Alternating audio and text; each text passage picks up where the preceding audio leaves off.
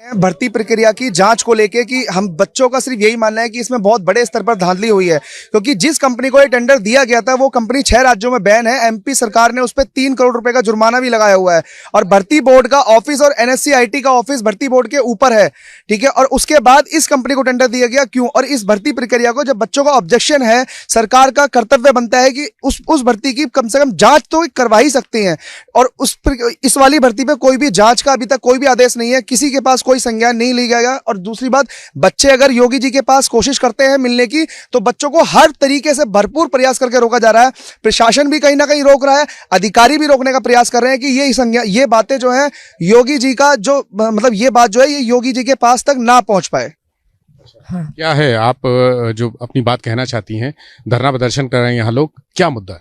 जी, ये परीक्षा 95-34 जो भर्ती प्रक्रिया है ये नवंबर 2021 में इसकी परीक्षा हुई है। तभी से आए दिन खबरें आ रही थी कि पेपर लीक हो रहा है, सेंटर सील हो रहे हैं, उसके बावजूद भी कोई संज्ञान नहीं लिया गया। 14 अप्रैल को रिजल्ट आउट कर दिया जाता है और उसमें ऐसे ऐसे बच्चे हैं कि जिनके खिलाफ FIR है, जिनकी चीजें वायरल हुई हैं, जिन्होंने कुछ महीने पहले 1.5 महीने पहले बिल्कुल वो 30-35 अंक ला पाए हैं, वो इस प्रक्रिया में टॉपर रहे हैं। और एक बच्चा है ये प्रतीक चौधरी, आज इसकी पुलिस लाइन में DBPST हो रही है, जिसपे कुछ बच्चों को जानकारी मिली, वहां जो लोग थे उन्होंने भी बताया। और जिस एजेंसी ने परीक्षा संपन्न कराई है उस एजेंसी को 6 राज्यों में बैन किया गया है। भोपाल हाईकोर्ट ने उस पर 3 करोड़ रुपए का जुर्माना लगाया है।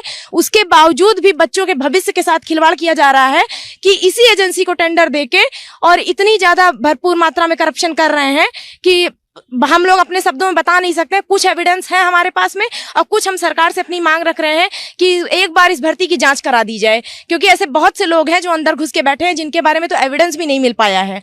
अभी तक कहाँ शिकायत की है आप लोग? मैंने भर्ती बोर्ड में भी ज्ञापन दिया है, डिप्टी CM के पास भी ज्ञापन दिया है, लेकिन हमारी बातें कहीं नहीं सुनी जा रही हैं, सब जगह दबाई जा रही हैं। मैं ये माननीय योगी जी से कहना चाहूंगी कि अगर 15 लाख 20 लाख दे के UPSI दरोगा बनेंगे, UPSI में सेलेक्ट होंगे, तो वो क्या हमें सुरक्षा दे पाएंगे? वो उत्तर प्रदेश के 3 करोड़ जनता के साथ क्या सुरक्षा कर पाएंगे? देश के कैसे 23 करोड़ जनता की कैसे सुरक्षा करेंगे? किस तरीके से वो संभालेंगे? या घर की बहन बेटियां किस तरीके से सुरक्षित रहेंगी? वो तो नारियों की सुरक्षा की कहते हैं, उनके हक के लिए कहते हैं। ना तो हमें हमारा हक मिल रहा है, ना तो हमें हमारी सुरक्षा मिल पाएगी। आगे आने वाली भविष्य में हमारा 23 करोड़ जनता का क्या भविष्य होगा, ये तो हमारे योगी जी ही जान सकते हैं। आप बताइए सर। यूपी टेट में जो भी घोटाला हुआ था, 24 घंटे के अंदर योगी जी के निर्देश पे सारे सॉल्वर गैंग को पकड़ करके उन पे NSA लगवा के घर पे बुलडोजर भी चढ़वा दिया गया। तो क्या हमारे लिए इतना नहीं हो सकता? हमारे लिए कम से कम एक जांच तो बनती है ना। एक जांच भी अगर हमारी हो जाती है तो हम तो उसी में संतुष्ट हैं। अगर ठीक है आपकी निष्पक्ष रूप से हुई आपका एग्जामिनेशन, तो एक जांच करा दीजिए, भले ही SIT से करा दीजिए, किसी से भी करवा दीजिए, एक जांच तो इतनी बनती है ना। आप बताइए सर। ये जो हैं इनके 37 नंबर PET में हैं, आज के डेट में टॉपर हैं। उनकी DBPST जो लखनऊ में चल रही है, ऐसे ऐसे धांधलेबाजे हैं। 160 में 157-58 क्वेश्चन सही करके आ रहे हैं। अभी इनसे पूछा जाएगा तो कुछ नहीं बता पाएंगे जी। 2 क्वेश्चन जो छोड़ रहे हैं उस पर ऑब्जेक्शन भी कर रहे हैं कि ये सर क्वेश्चन में गलत है। ऐसे ऐसे लोगों की हो जा रहा है DBPST।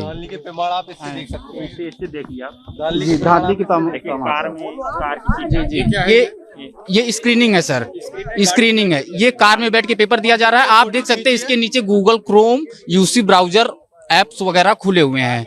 ये लैपटॉप पे पेपर दिया जा रहा है, इसमें वेबकैम भी है, जबकि कोई भी एग्जाम में वेबकैम नहीं होता है सर जी। ये कार में बैठ के कैसे पेपर दे रहे हैं? जी, ये स्क्रीनिंग है सर, सॉफ्टवेयर है। वो अंदर वो अपना माउस हिला रहे हैं, ये अंदर ये कार में बैठ के क्लिक कर रहे हैं माउस से, सारा आंसर यहाँ से टिक हो रहा है सर जी जी।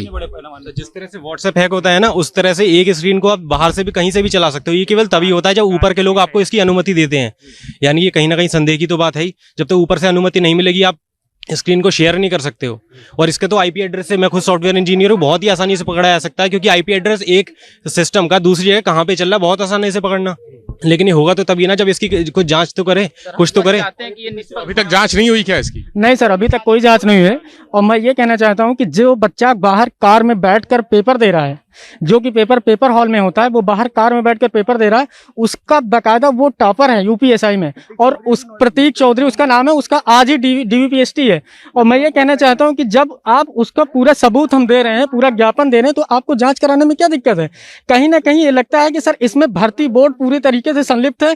जो भर्ती बोर्ड के जो अधिकारी हैं, उनके रिश्तेदारों की जो वैकेंसी इसमें होगी, उनकी भर्ती होगी, तो क्यों रद्द करेंगे वो लोग? सर मेरा सिर्फ इतना मानना है। और हम ये भी जानते हैं कि हमें अपने राजा, हमें अपने योगी पे भरोसा है, हमारी बात वहां तक कोई नहीं जाने देता सर। अगर हमारी बात वहां तक जाए तो हमें योगी जी पे पूरा भरोसा है। उन्होंने कई पेपर, जैसे यूपी टेट का हम लोग उदाहरण ले लेते हैं, जैसे ही खबर लगा बच्चों में पेपर बढ़ गए थे, उसके बाद पेपर निरस्त हुआ और दोबारा जो है पेपर फ्रेश हुआ था सर। ये कहना चाहेंगे सर। तो आप लोगों ने योगी जी से बात करने की कोशिश नहीं? कोशिश की सर, हम लोगों ने ज्ञापन दिया, लेकिन हम